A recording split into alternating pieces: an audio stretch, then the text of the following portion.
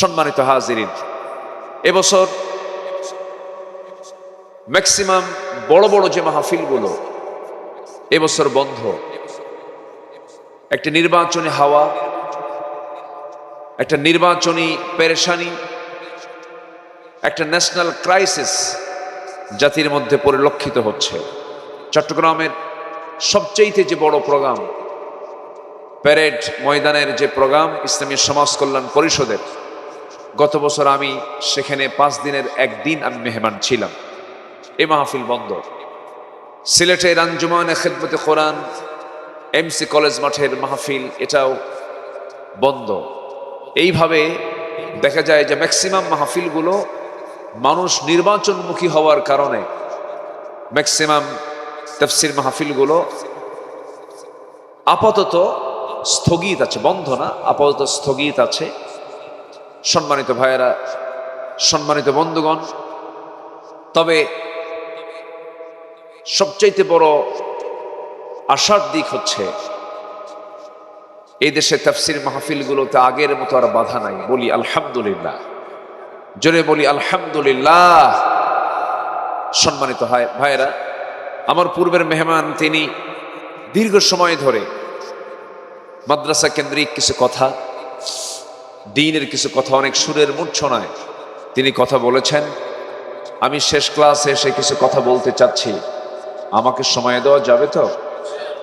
সবাইকে সময় দিতে রাজি আছেন? আল্লাহ কবুল করুন, জোরে বলি আমিন। আমার দেখতে দেখতে মনে হয় এখানে আমার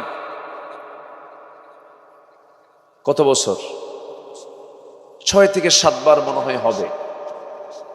6 থেকে 7 বার আমার আশা এখানে হয়ে গেল। আমি তো পুরাতন মানুষ আপনাদের, আমিও পারি না, আমার মনসুর ভাইও ছাড়ে না। যখন আমি আসি সন্দ্বীপে মনে হয় যে আমি মনে হয় বিদেশে আসছি। মানে দেশ থেকে একটা বিচ্ছিন্ন জনপদ, কিন্তু একটা আলাদা একটা মহব্বত হওয়ার কারণে আমিও পারি না, আমাকেও মন চায় যে আমি একটু যাই না সেই রমিজউদ্দিন মাদ্রাসার এই ময়দানে একটি কথা বলে আসি। তো এই যে আমার একটা মায়া, একটা টান আমার জেগেছে, আমার ভিতরে বসে গেছে, এতে কি আপনারা বেজার না খুশি? খুশি হয়েছেন তো? আল্লাহও যেন খুশি হয়। জোরে বলি আল্লাহুম্মা আমিন, আরো জোরে আল্লাহুম্মা আমিন। সম্মানিত ভাইয়েরা, আসুন আমরা সোজা আলোচনার দিকে চলে যাই। এই পৃথিবীতে আমরা কিছু সময় নিয়ে এসেছি, খুব অল্প সময়। কেমন সময়? আখিরাতের তুলনায়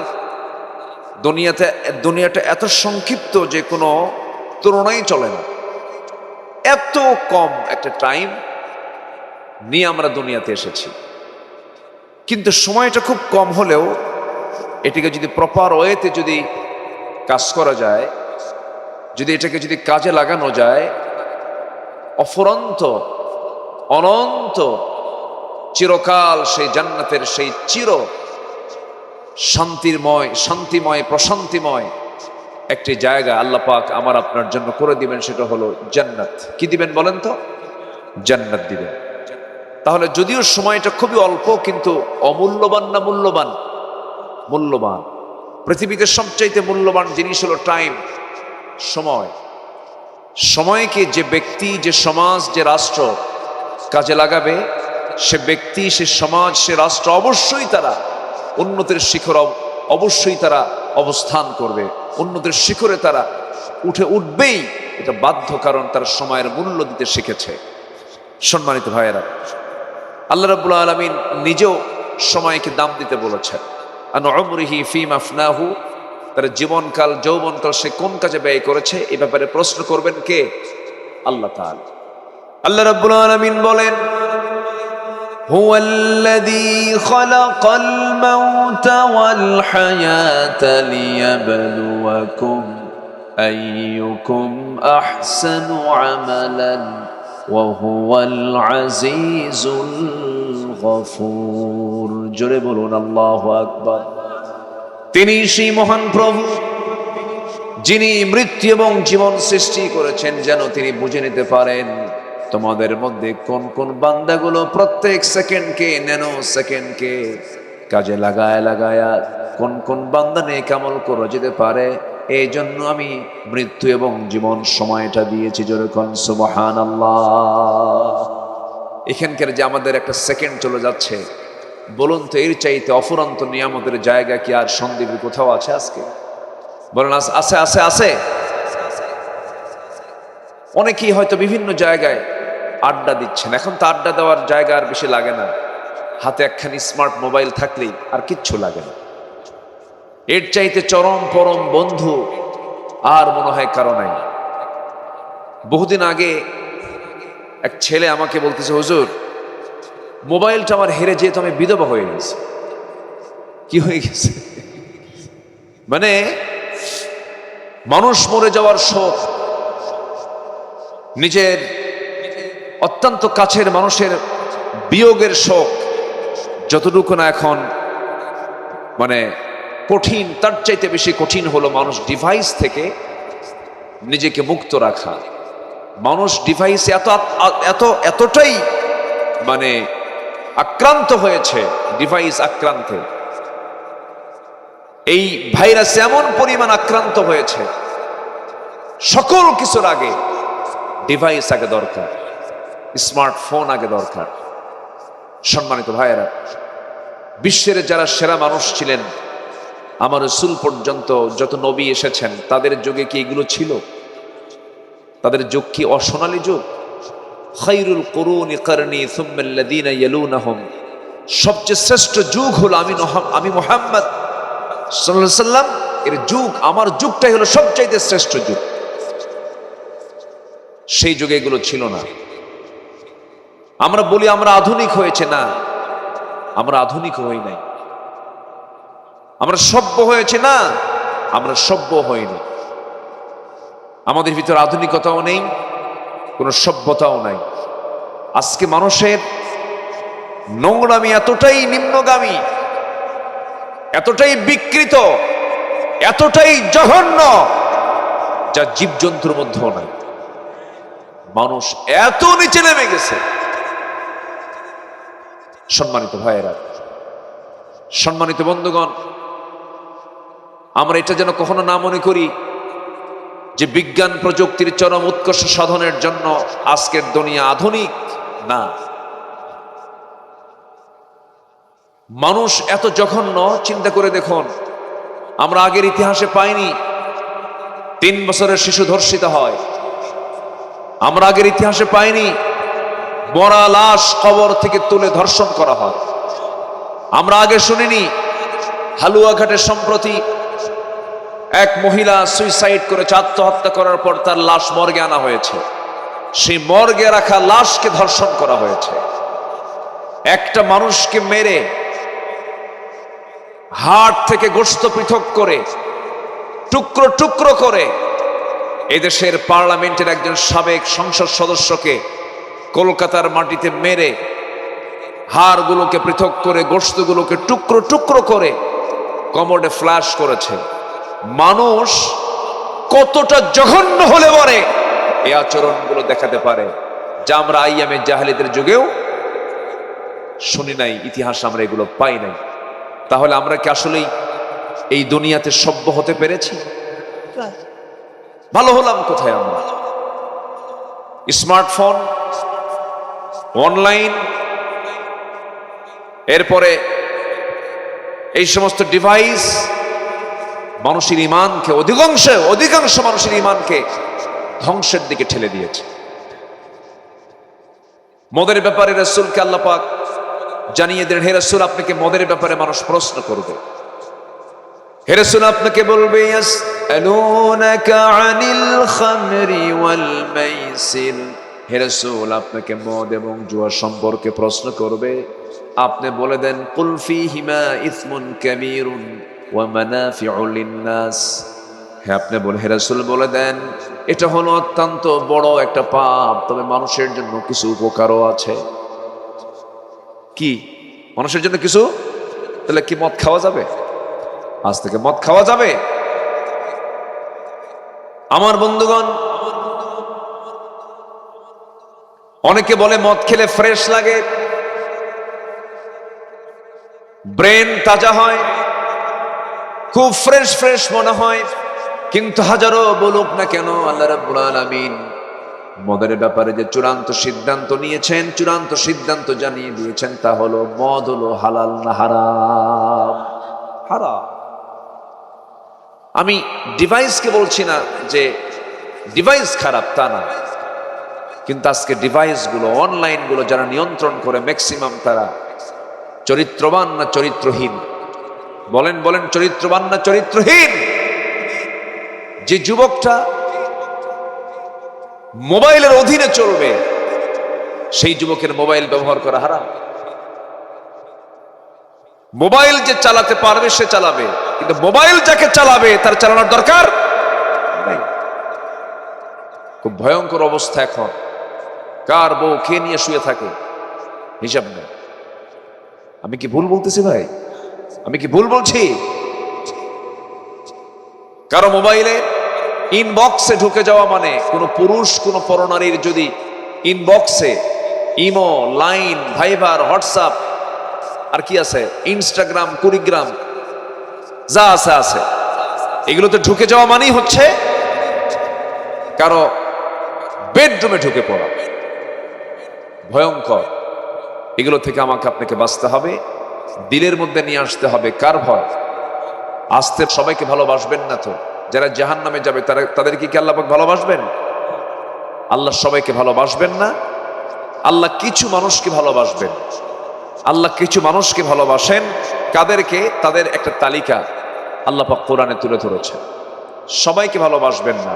যাদেরকে ভালোবাসেন না তাদেরও তুলে ধরেছেন, যাদেরকে ভালোবাসেন তাদেরও তালিকা তুলে ধরেছেন। আমি আজকে আমার সংক্ষিপ্ত সময়ে কাদেরকে ভালোবাসেন আর কাদেরকে ভালোবাসেন না এই বিষয়ে একটা তালিকা আমি আজকে আপনাদেরকে দিতে চাচ্ছি।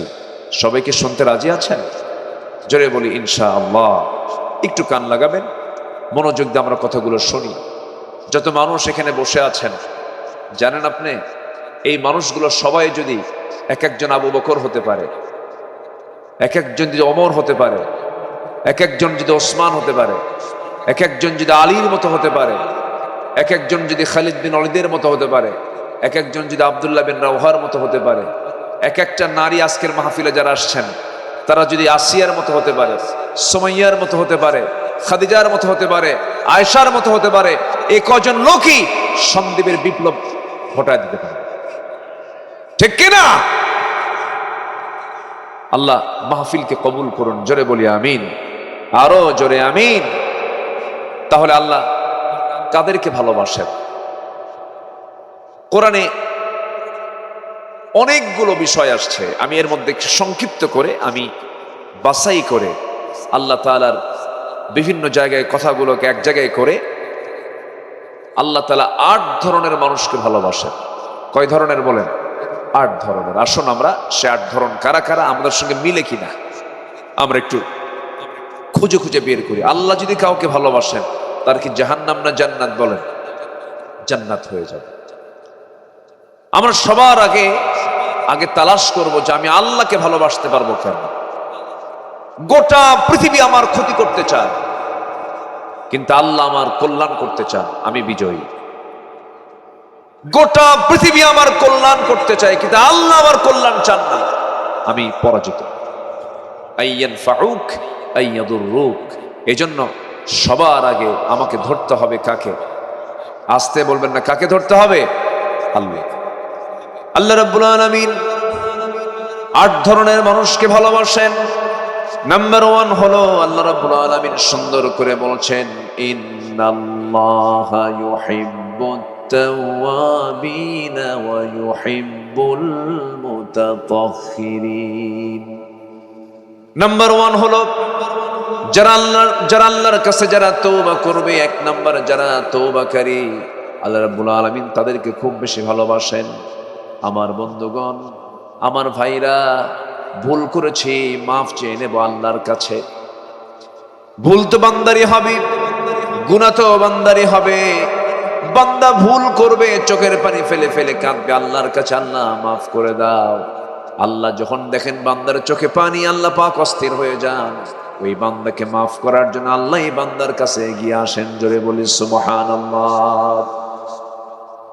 আল্লাহর প্রকৃত বান্দা কারা? والذين يبيتون لربهم سجدا وقياما والذين يقولون ربنا اصرف عنا عذاب جهنم إن عذابها كان غراما إنها ساءت مستقرا ومقاما জোরে বলুন আল্লাহু আকবার। আল্লাহর পছন্দের বান্দা তো তারাই, রাত যখন গভীর হয়ে যায় তারা সেজদায় পড়ে পড়ে ডুকরে ডুকরে কাঁদে, পাপের কথা মনে করে, গুনার কথা মনে করে আল্লাহর কাছে বলে, আল্লাহ আমারে মাফ করে দাও। আমার ভাইরা, আমার আপনার চোখের পানির মূল্য পৃথিবীর কোনো মানুষ দিতে পারবে না। এমন কি ফেন কাছের মানুষ বউয়ের সামনে স্বামী কাঁদবে, বউ বলবে তুমি কেমন পুরুষ, তোমার চোখে পানি আসে। আবার স্বামী কাঁদবে, বউ বলবে তুমি, আবার স্বামী কাঁদবে, বউ বলবে তুমি কেমন পুরুষ, তোমার মুখে তোমার চোখে পানি থাকে। আবার স্ত্রীও যখন কাঁদবে তখন স্বামী বলবে, মহিলা মানুষ এমন করে কাঁদবেই। পৃথিবীর কোনো মানুষ কান্নার মূল্য দেবে না, কান্নার মূল্য যিনি দিবেন, চোখের পানির মূল্য যিনি দিবেন, চিল্লায় বলুন তিনি কে? অতএব অন্য জায়গায় কেঁদে লস করার দরকার নেই, কাঁদবো আমরা কার কাছে?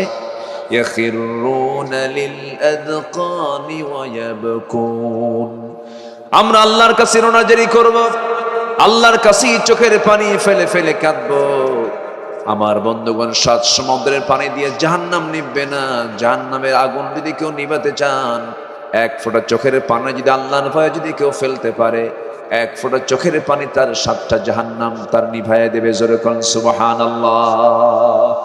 তওবা করব কার কাছে? আসতে বলবেন না, কার কাছে? তাহলে আল্লাহ পাক আমাকে ভালোবাসবেন। একটা প্রশ্ন করব, বলুন তো, আমি আল্লাহকে বেশি ভালোবাসেন, আল্লাহ আমাকে বেশি ভালোবাসেন? হ্যাঁ, ভালো করে রাখো।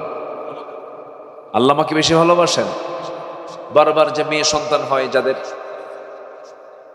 4টা মেয়ে হয়ে গেছে, বলে যে আল্লাহ তুমি ওই বাড়ির রহিমের বাড়িতে 4টা ছেলে দিলা আর আমার বাড়িতে 4টা মেয়ে দিলা, আমার বাড়ির 2টা মেয়ে ওই বাড়িতে ঢুকায় দিয়ে ওই বাড়ির 2 ছেলে আমার বাড়িতে ঢুকায় দিলি তো অঙ্ক মিলে যায়। দেখেন অঙ্ক মিলায় কেমন, আছে না নাই?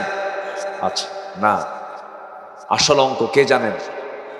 দেওয়া না দেওয়া, হওয়া না হওয়া, দিয়ে আবার নিয়ে যাওয়া, সিদ্ধান্ত কার? আল্লাহ আমাকে ভালোবাসেন, আল্লাহ ভালোবেসে এগুলো করো। তাই যদি না হয়, আম্মা জান আয়েশা সিদ্দিক রাদিয়াল্লাহু আনহার মতো মানুষ, এত বড় দামি মানুষ পৃথিবীতে আর কখনো আসবে না। প্রশ্ন করি, বলুন তো, আম্মা জান আয়েশা সিদ্দিকে কি কোনো মা ছিলেন নাকি? তার গর্ভে কোনো সন্তান আসে নাই। 60 বয়স এই দুনিয়াতে বেঁচে ছিলেন, মা ডাকটা যিনি শুনতে পারলেন না। আম্মা জান আয়েশার মতো মানুষ ওইদিকে চলে যান। মারিয়াম আলাইহিস সালাতু ওয়াস সালাম, যদিও তার সন্তান ঈসা আলাইহিস সালাম ছিলেন, স্বামী তার ছিল না। মারিয়ামের স্বামী নাই, আম্মা জান আয়েশা সিদ্দিকার সন্তান নাই। ঈসা আলাইহিস সালাতু ওয়াস সালাম এমন একজন নারী ছিলেন, এমন নারী পৃথিবীতে আর কখনো আসবে না। স্বামী একখান ছিল যে স্বামীর হাতে তাকে জীবন দিতে হয়েছে। তার ভালো স্বামী ছিল না, এটা তার জন্য অপ্রাপ্তি। আমার বোন, এর মানে কি আল্লাহর ভালোবাসা তার উপরে নাই? অবশ্যই আছে। আমার ভাইয়েরা, খাদিজার মতো মানুষ আল্লাহ রাব্বুল আলামিন নিজে যাকে সালাম দিয়েছেন, সেই খাদিজা রাদিয়াল্লাহু আনহার মতো মানুষ আল্লাহ রাব্বুল আলামিন তাকে 3টা ছেলের সন্তান দান করেছিলেন। এই 3 ছেলের সন্তানটাই শৈশবে দুনিয়া থেকে বিদায় নিয়েছেন। আল্লাহ কি তাকে কম ভালোবাসেন নাকি? না। অর্থাৎ আল্লাহ যাকে ভালোবাসেন, হয়তো আমি আপনি বুঝতে পারি না, হয়তো বালা মুসিবত আসতে পারে, হয়তো আল্লাহ পাক আমাকে পরীক্ষার মধ্যে ফেলতে পারেন, কিন্তু এক কথা সবসময় মাথায় রাখতে হবে, আমি আল্লাহকে বেশি কখনো ভালোবাসতে পারি নাই, আমার আল্লাহই আমাকে সবচাইতে বেশি ভালোবাসেন। জোরে কোন সুবহানাল্লাহ। আল্লাহ আমাকে বেশি ভালোবাসেন। আমি কি আলোচনা চালাবো? আমি এসেছি তো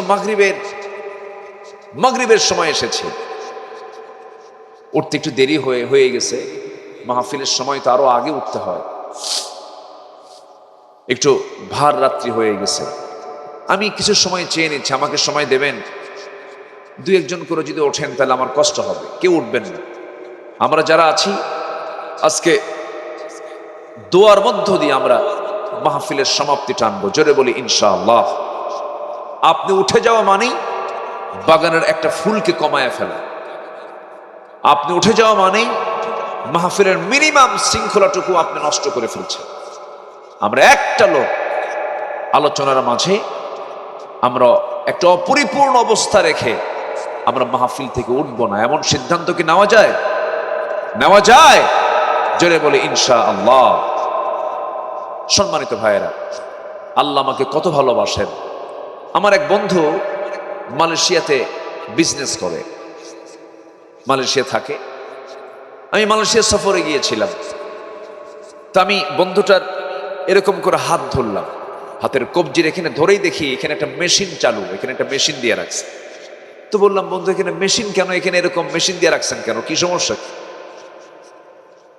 এই কথা বলার সঙ্গে সঙ্গেই দেখি হাউমাউ করে কেঁদে ওঠে, আমাকে জড়িয়ে ধরে বলে, বন্ধু বহু টাকা জীবনে কামাই করেছি, কোটি কোটি টাকার মালিক হয়েছি, সন্তানাদি সব আছে, ব্যবসা বাণিজ্য সব আছে, কিন্তু মাঝে মাঝে মনে হয় আল্লাহকে বলি, আল্লাহ দুনিয়ার সব সম্পত্তি তুমি আমার কাছ থেকে নিয়ে নাও, বিনিময়ে 2টা কিডনি আমার তুমি ভালো করে দাও।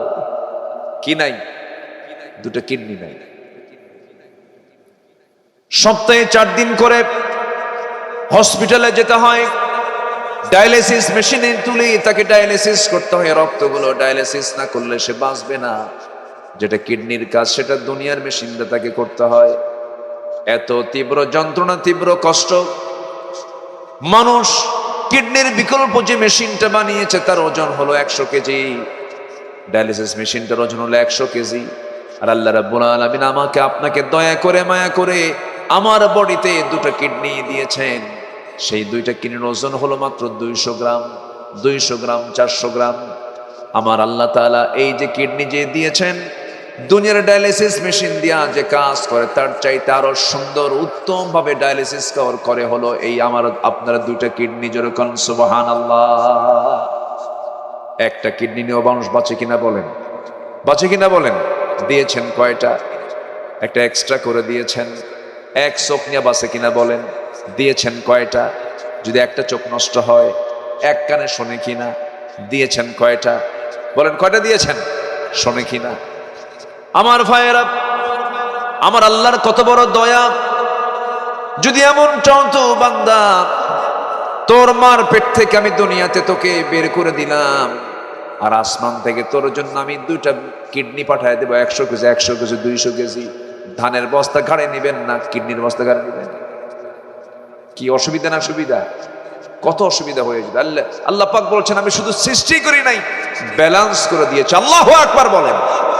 আমার দেহের মধ্যে জেনারেটর আছে, এই যে বিদ্যুৎ চলতেছে না, আমার দেহের মধ্যে বিদ্যুতের প্রয়োজন হয়, ভালভ আছে, মেশিন আছে, ইঞ্জিন, কত কি আছে, সব ম্যানেজমেন্টের দায়িত্ব কার? আসতে বলবেন না, কার? আল্লাহ চালাচ্ছে। আমার বন্ধুগণ, এই যে চোখ আল্লাহ রাব্বুল আলামিন দিয়েছেন, চোখটা কিন্তু ভাটিতে নয়, চোখটা কিন্তু জোয়ারে রেখে দিয়েছেন। রাখেন, চোখটা জোয়ারে রেখে দিয়েছেন। চোখ ছাড়া মাথা থেকে পা পর্যন্ত গোটা বডির সমস্ত অংশটুকু আল্লাহ রাব্বুল আলামিন চামড়া দিয়ে প্যাকেট করে দিয়েছেন, শুধুমাত্র চোখ ছাড়া। এই জন্য চোখটাকে আল্লাহ রাব্বুল আলামিন যদিও বাহিরে রেখেছেন, কিন্তু চোখটাকে জীবাণুমুক্ত রাখার জন্য চোখটাকে ভাসমান রেখেছেন পানির উপরে। চোখের যে পানি আল্লাহ রাব্বুল আলামিন দৈনন্দিন 24 ঘন্টায় 1 মিলিলিটার পানি আল্লাহ রাব্বুল আলামিন চোখ থেকে বান্দার জন্য বের করে দেন। যেরকম সুবহানাল্লাহ।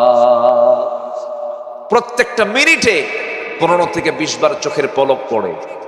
আমি আপনি টের পাই না চোখের পলক কখন পড়তেছে আর কখন উঠতেছে, কিন্তু প্রত্যেক মিনিটে 15 থেকে 20 বার চোখের পলক ফেলে। কেউ তো সুবহানাল্লাহ বলতেছেন না। শুধু পলক ফেলার সময় শুধু পলক পড়ে না, চোখের পানিও বের হয়। 1 মিলিলিটার চোখ থেকে আল্লাহ পাক পানি নির্গত করেন। সে পানিটা লোনা না মিঠা? বলেন, আপনাদের এলাকার পানি কেমন? সমুদ্রের পানি কেমন? বলেন বলেন বলেন। আমি যখন সন্দ্বীপের ওই পাশে যখন অজু করতেছিলাম, অজুর পানি মুখে নিয়ে দেখি কি ব্যাপার, ডাবের পানি কেমনে আসলো? কি কথা কি বুঝতেছেন? লোনা লোনা। আল্লাহ পাক চোখের যে পানি দিয়েছেন এটাকে মিঠা না লোনা? লোনা দিয়েছেন। চোখের পানি লোনা কেন করলেন? লোনা যেখানে থাকবে সেখানে জীবাণু থাকবে না। লোনা থাকার কারণ হলো জীবাণুকে নাশ করে দেওয়া। আল্লাহ রাব্বুল আলামিন চোখের পেছনে মেশিন দিয়ে দিয়েছেন চোখের পানিকে লোনা করার জন্য। এবং আল্লাহ রাব্বুল আলামিন বান্দাকে এই চোখ ফ্রেশ রাখার জন্য মহান রাব্বুল আলামিন 24 ঘন্টা পানির বন্দোবস্ত করে দিয়েছেন চোখে দিয়েছেন। বান্দা যখন ঘুমিয়ে পড়ে চোখের পানি পড়া কিন্তু বন্ধ হয় না। সকালবেলা বান্দা যখন ঘুম থেকে উঠে চোখের দিকে যখন তাকায় দেখে চোখের দুই কোনায় সাদা সাদা অংশ, কি বলে ওটাকে? হ্যাঁ, কি কয় ওটা? দেখলেই তো কই তাড়াতাড়ি সাফ করো, ঠিক আছে না? ওটার নাম কি? কেতর। আচ্ছা যাই হোক, একটা কিছু আতর হোক আর কেতর হোক, কিন্তু যদিও আমরা ঘৃণা করি, কিন্তু এটা কি শুধুমাত্র ঘৃণার জিনিস না, এটা হচ্ছে আল্লাহর পক্ষ থেকে একটা ন্যাচারাল ওয়েনমেন্ট, চোখের মলম। সুবহানাল্লাহ বলবেন না? তাহলে এই যে খেদমত গুলো আল্লাহ পাক কি এক সময় করছেন না প্রত্যেক মুহূর্ত করছেন? প্রত্যেক মুহূর্ত চোখের কাজ কে চালাচ্ছেন? চোখটা কে চালান? কে চালান? চোখ দিয়ে কে দেখে? আল্লাহ দেখে। অন্যের বুসায়া থাকেন একজন আর আল্লাহ দেখে, এটা না? চোখ দিয়ে দেখে বান্দা, আর চোখ চালায় রাখেন কে? আল্লাহ। চোখ চালান আল্লাহ, আর চোখ দিয়ে দেখে বান্দা। তাহলে আল্লাহ চোখ আল্লাহ চোখ চালান, আল্লাহ চোখ পরিচালনা করেন, সব দেখেন। অন্যের বউ দেখার জন্য, আকাম কুকাম করার জন্য, হ্যাঁ, হারাম কোন দৃশ্য দেখার জন্য না। আল্লাহ বলছেন, আল্লাহ আমি তোকে খুব ভালোবাসি, আমি যা দেখতে বলি তাকে দেখ, আমি যে দেখতে বলি না তাকে দেখিস না। বাস এটাই তো শরিয়া। এটা কি শরিয়া? আমার বন্ধুগণ, এবার চলে আসেন একই দেহের ভিতরে চোখের পানি লবণ। কানের দিকে চলে যান। কানের ভিতরে কিছু ময়লা থাকে। এই ময়লাকে এলাকায় কি বলে? খোল। খোল অর্থাৎ যেটা গরু খায় নাকি এরকম কিছু না। কানের যে ময়লা, এই ময়লা কিন্তু এটা কানের ক্ষতির জন্য নয়। কানের যে ময়লা আল্লাহ রাব্বুল আলামিন দিয়েছেন, এই কানের ময়লার যে স্বাদ দিয়েছেন এটা হলো তিক্ততা, তিতা তিতা ভাব। চোখের পানি হলো লবণ, কানের ময়লা হলো তিক্ত তিক্ত। কেন করে দিয়েছেন? যখন কোনো বান্দা রাতের আধারে ঘুমিয়ে পড়ে যাবে, ঘুম পাড়ার সঙ্গে সঙ্গে তার নিস্তেজ দেহ হয়ে যায়। কানের ময়লাটা যদি তিক্ত না হয়, যদি মিষ্টি হতো, সমস্ত পিঁপড়া জমা হতো সলিমন্দির কানে। কান সাফ করবেন না, ঘুম পারবেন। হঠাৎ করে যদি কোনো পিঁপড়া যদি কানের মধ্যে ঢুকেও পড়ে, সঙ্গে সঙ্গে ভিতরে ঢোকার পর যখন দেখবে তিতা তিতা খাবার, না পোষালো না, বের হয়ে আসে। আল্লাহু আকবার বলা যাবে না? কান সিকিউর করলেন, চোখ জীবাণুমুক্ত রাখলেন। এবার মুখে আসেন। মুখের মধ্যে লালা আছে না নাই? এ লালা কেমন? টক, মিষ্টি না ঝাল? হ্যাঁ, কই বিভিন্ন ধরনের স্বাদ। জিহ্বার চতুর্পাশে যে লালাটা বের করে দেখেন তো স্বাদ কেমন? স্বাদ আছে? কেমন লাগে? হ্যাঁ, কি বললো? গন্ধ কই? পানসা। হ্যাঁ, একজন কইছে পানসা। হ্যাঁ, পাইনসা, যেটা কোনো স্বাদ নাই, নিঃস্বাদ যেটা, এটাকে নিউট্রাল করেছেন। অর্থাৎ গাড়ি যখন আপনি চালান, ড্রাইভিং মানে চলছে, নিউট্রাল মানে কি? কোনো দিকে না, সামনেও না পিছনেও না, ব্যাক গিয়ার, আবার ব্যাকে চলে যাবে, কিন্তু ওটাকে নিউট্রাল রেখেছেন আল্লাহ তাআলা। জিহ্বার পানির কেন নিউট্রাল রেখেছেন? বান্দার যখন টক খাবে, টকের স্বাদ পাবে, মিষ্টি মিষ্টির স্বাদ পাবে, ঝাল ঝালের স্বাদ পাবে। এই জন্য আল্লাহ পাক জিহ্বার লালাকে স্বাধীন করেছেন। যেরকম সুবহানাল্লাহ। তাহলে এই তিনটা অঙ্গের যে কথা বললাম, এটা কি সব মুখের এই অংশটার মধ্যে না? চোখ লোনা, কান তিক্ত, জিহ্বা স্বাধীন। কেউ তো সুবহানাল্লাহ বললেন না। এটা জোরে বলেন সুবহানাল্লাহ। এবং জিহ্বা আল্লাহ রাব্বুল আলামিনটা রেখেছেন জোয়ারের মধ্যে রেখে দিয়েছেন, ভাটিতে রাখেন নাই। জোয়ারে না রাখলে পরে এই যে আমি আব্দুল্লাহ আমিন বক্তব্য দিচ্ছি, যদি এটা ভাটায় পড়ে যেত, আওয়াজ বন্ধ হয়ে যেত, আল্লাহ রাব্বুল আলামিন জিহবাকে 24 ঘন্টা জ্বরের মধ্যে রেখে দেন। জোরে বলি সুবহানাল্লাহ। গাছে তেঁতুল, জিহ্বায় পানি একদম হাজির হয়ে গেছে। অথবা তেঁতুল শব্দ শুনছেন আপনি, অনেকের জিহ্বা মনে হয় এখনই পানি আসছে। কি ঠিক আছে কিনা বলেন? জলপাই শুধু ধরে থাকলেই ওদিকে লালা পড়ে শেষ।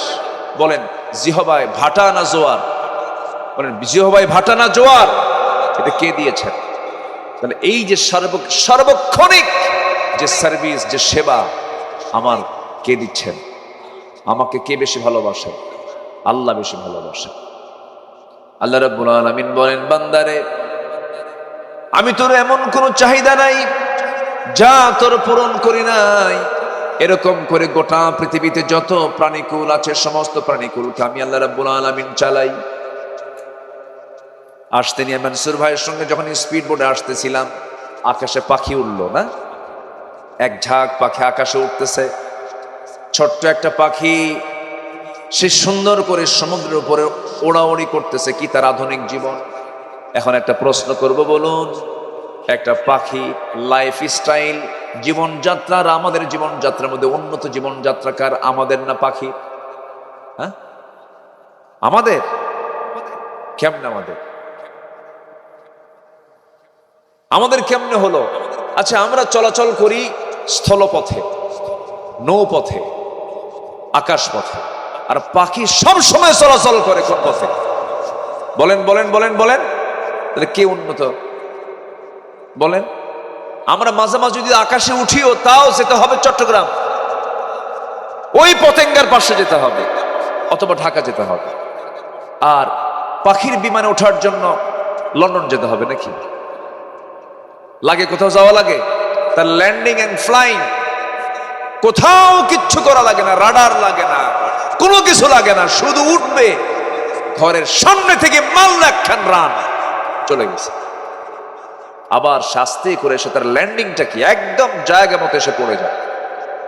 সুবহানাল্লাহ বলা যাবে না? যেরকম সুবহানাল্লাহ। আল্লাহ কত বড় রহমান! তিনি শুধু আমার রব নন, আলহামদুলিল্লাহি রাব্বিন নাস শুধু নন, আলহামদুলিল্লাহি রাব্বিল আলামিন। তীব্র ঠান্ডা চলে গেছে কিছুদিন আগে আমার দেশে, এখন তো ঠান্ডা নাই।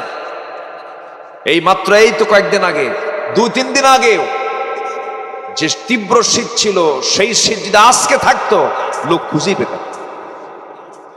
এত ঠান্ডা ছিল, এত বেকায়দা ছিল। আচ্ছা বলেন তো, এই তীব্র শীতে আমি আপনি না হয় কম্বল, বালিশ, লেপ, কাঁথা এগুলো পাইছি, অবলা জন্তুগুলোর কি উপায় আছে কিছু? তাহলে ওগুলো প্রাণীকে দেখেন, আল্লাহ দেখেন। ওদের গায়ের পশম বেশি না আমার গায়ের পশম বেশি?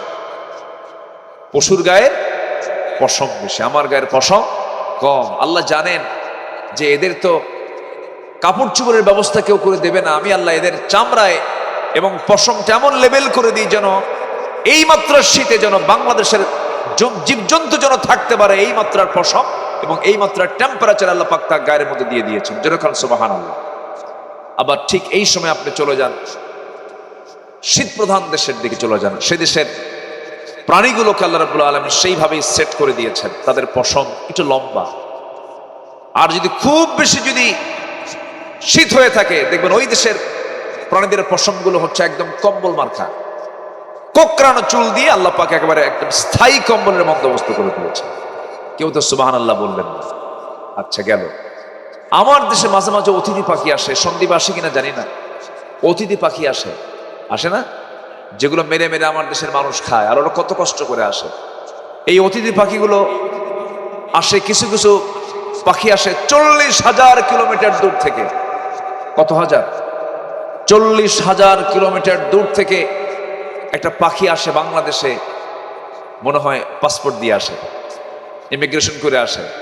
তো ও চিনলো কেমনে? ওর ছোট্ট মাথা দিয়ে সে চিনলো কেমনে বলো? আমার বন্ধুগণ, সে কেন আসে বা কি জন্য আসে? সাইবেরিয়ান দ্বীপপুঞ্জ থেকে, সাইপ্রাস থেকে। এই সেই দেশ নয়, কত দূরের দেশ। সেই সাইপ্রাস থেকে, সাইবেরিয়ান দ্বীপপুঞ্জ থেকে 40,000 কিলোমিটার দূর থেকে সে কেমন করে আমার দেশের চলন বিল, হাকালুকি বিল, এরপরে সন্দ্বীপ, হাতিয়া, মনপুরা, মহেশখালী, কুতুবদিয়া, এই সমস্ত দ্বীপ অঞ্চলগুলো কেমন করে সে চিনল? ছোট্ট মাথায় সে কি জিপিএস দিল? সে কেমন করে আসলো? 40,000 মাইল দূরের থেকে সে কেমন করে এই বাংলাদেশ চিনল? কেনই বা আল্লাহ পাক পাঠালেন? চিন্তা করে দেখবেন, ওই পাখিগুলো যে সময় আমার দেশে আসে সেই সময় ওই দেশে এমন শীত শুরু হয়ে যায়, -15, -20 মাত্রা পর্যন্ত শীত সেখানে চলে আসে। ওদের থাকার জায়গা নাই, শীত প্রোটেক্ট করার মতো কোনো সরঞ্জাম ওই অবলা জন্তুদের নাই, প্রাণীদের নাই, পাখিদের নাই। সেজন্য আল্লাহ বলেন, ও পাখি, এখানে তুই মরে যাবি, তুই তো আমার মাখলুক, তুই আমার জিকির করিস, অতএব আমি তোকে একটা রাস্তা দিয়ে দিলাম, বাংলাদেশে চলে যা। চলন বিল, হাকালুকি বিল, হাতিয়া, সন্দ্বীপ, মনপুরা, ভোলা, মহেশখালী, কুতুবদিয়া, এই সমস্ত জায়গায় তুই চলে যা, 6টা মাস থেকে আয়। ওই সময় সে রওনা দিয়ে দেয়। ওই সময় যখন সে সাইবেরিয়ান সাইপ্রাস থেকে যখন রওনা দিয়ে দেয়, রওনার সময় মহান রব্বুল আলামিন তার মাথার মধ্যে কিপ্টোক্রম নামক একটা প্রোটিন দিয়ে দেন। ওই প্রোটিনগুলো ছাড়তে ছাড়তে সে বাংলাদেশে চলে আসে, রুট সে তৈরি করে আসে। আল্লাহ পাক তার প্রাকৃতিক অদৃশ্য জিপিএস তার মাথার মধ্যে ঢুকায় দিয়ে তাকে বাংলাদেশে পাঠায় দেয়। যেরকম সুবহানাল্লাহ। আমার রব কত মহান! ছোট্ট একটা প্রাণী, সে কি খায় না খায় আল্লাহ তাও খেয়াল রাখে। কুল্লু কদ আলিমা সালাতাহু ওয়া তাসবিহাহু আত-তায়রু সাফাত, সব পাখিগুলো সালাত আদায় করে, তাসবিহ প্রকাশ করে। ওয়ালাকিন লা তাফকাহুনা তাসবিহাহুম, তাদের তাসবিহর ভাষা তোমরা বুঝো না। যেরকম সুবহানাল্লাহ। চিন্তা করা যায়, এই পাখিগুলো আমার দেশে অতিথি পাখি হয়ে আসে, আবার যখন সময় হয়ে যায় সে তার নিজের বাড়িতে আবার চলে যায় 40,000 কিলোমিটার পথ পাড়ি দিয়ে। কবুতর আরো সহজ হবে। কবুতর আমাদের বাড়ির কি এটা পালিত না? কবুতর তো পালে মানুষ। আমার গ্রামের বাড়ি যেখানে, আমার গ্রামের চাচা, লোকটা মারা গেছে, নাম হচ্ছে সৈয়দ আলী নাম ছিল। উনি একদিন আমাকে প্রশ্ন করলেন, হুজুর একটা প্রশ্ন, একটা জিজ্ঞাসা। কি? আমি এক কবুতর 5 বার বেচছি। বললাম কেমনে? কবুতর নিয়ে যাই হাটে। আমার বাড়ি থেকে হাট হলো প্রায় 20-25 মাইল দূরে। এত দূর নিয়ে যে আমি কবুতর বিক্রি করে আসি, আমি আসার আগেই কবুতর আমার বাড়িতে হাজির। তো এইরকম করে আমি 4-5 বার বিক্রি করছি। উপায় তো নাই, আমি তো বেশি, কিন্তু ও তো চলে আসে। সম্মানিত ভাইয়েরা, তাহলে এই 20-25 মাইল, 40 মাইল দূরে কবুতরের মালিক কবুতর বিক্রি করে আসে। সেই কবুতরটা নতুন মালিক কিনে তার বাসায় রেখে যখন সে দিনের বেলা ছেড়ে দেয়, সে আকাশে উড়ে আগে লক্ষ্য করে আমার মালিকের বাড়ি কোথায়। সে নিশানা খুঁজে বের করে তার মালিকের বাড়িতে ঢুকে পড়ে। যেরকম সুবহানাল্লাহ।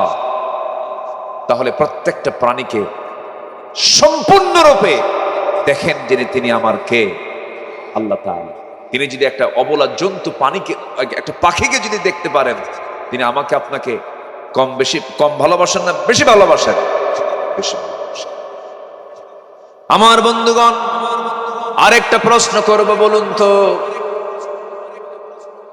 বিমান আধুনিক না পাখি আধুনিক? বলেন, বিমান আধুনিক না পাখি আধুনিক? বলেন, বিমান না পাখি? পাখিটা আধুনিক। আল্লাহ রাব্বুল আলামিন পাখিকে অত্যাধুনিক করেছেন। ফ্যালকন পেরেগ্রিন নামে একটা পাখি আছে, যে পেরেগ্রিন ফ্যালকনটা ঘন্টায় 400 কিলোমিটার বেগে আকাশে উঠতে পারে। 400 কিলোমিটার বেগে যেখানে একটা চিতাবাঘ ঘন্টায় 112 কিলোমিটার বেগে ঘন্টায় চলে, সেখানে একটা পাখি 400 কিলোমিটার পর্যন্ত চলে। লাঞ্চ তো ফেটে যাওয়ার কথা, ফুসফুস তো ফেটে যাওয়ার কথা, বাতাস ঢুকে, কিন্তু না, আল্লাহ রাব্বুল আলামিন ওই পেরেগ্রিন ফ্যালকনের নাকের ভিতরে একটা শক্ত হাড়ের ট্যাপ বসায় দিয়েছেন। বাতাস টেসে আগে সেই ট্যাপে আগে ধাক্কা খাওয়ার পর গতিটা কমে আস্তে করে তার লাঞ্চের মধ্যে বাতাসগুলো ঢুকে যায়।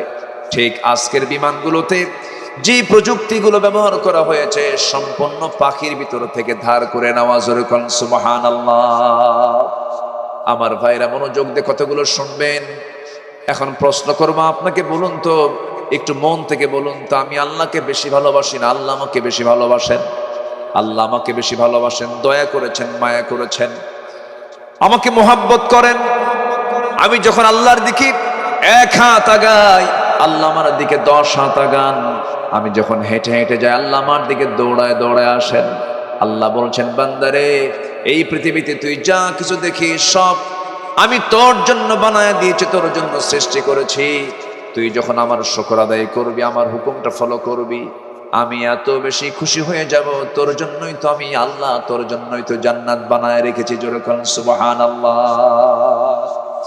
আল্লাহ তাআলা 8 ধরনের মানুষকে ভালোবাসেন। নাম্বার 1 হলো যারা তওবা করে। আমরা তওবা করব কার কাছে? আসতে বলবেন না, কার কাছে তওবা করব? আল্লাহর কাছে তওবা করব, একবার না বারবার, দিনে না রাতে। বলেন বলেন বলেন, দিনে না রাতে? সব সময়। বলেন কোন সময়?